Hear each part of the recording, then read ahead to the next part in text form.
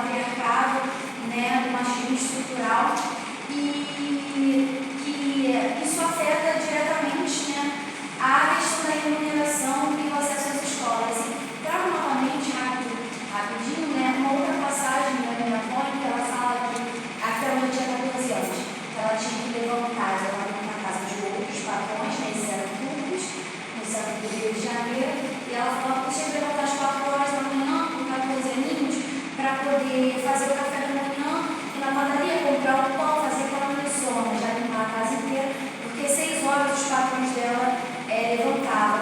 E logo depois os filhos deles acordavam e eles tinham que tomar café da manhã para ir para o colégio.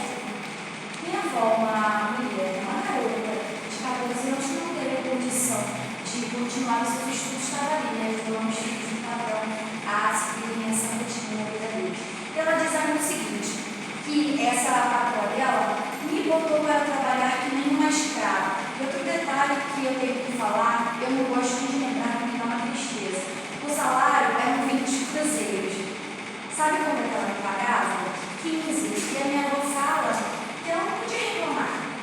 Ela não podia falar nada, senão ela ia mandar embora, e ela precisava daquele dinheiro para sobreviver. Tudo isso que eu falei, toda essa discriminação, esse preconceito ainda, Rezende Pereira traz nesse texto que, apesar dessa situação desse terreno fértil, essas mulheres ainda, no movimento de resistência, de resiliência, conseguem ainda assim trabalhar sua autoestima, sua resistência para que suas gerações futuras tenham futuros melhores e ainda assim conseguirem perpetuar suas famílias, né? E isso ficou muito claro quando ela falou que em determinado momento ela teve acesso a uma máquina de costura, né? E foi engraçado, foi bonito ver no sorriso dela que, apesar de todas essas tristezas, quando ela conseguiu essa máquina de costura, ela também teve acesso a alguns livros de modelagem, ela então conseguia fazer as roupas da moda para ela, minha mãe e o tio, meu avô usarem.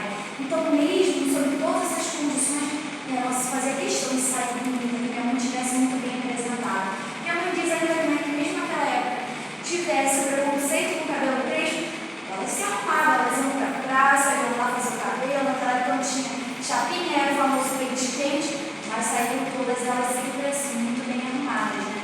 E um outro passo que eu não posso deixar de falar sobre a resistência dessas mulheres, que não tem a ver só com a autoestima, mas uma coisa muito importante, que é o que ajuda a comunidade negra, principalmente as mulheres negras, a seguir perseverante até os dias de hoje, que é o fator da coletividade, né, do senso de comunidade.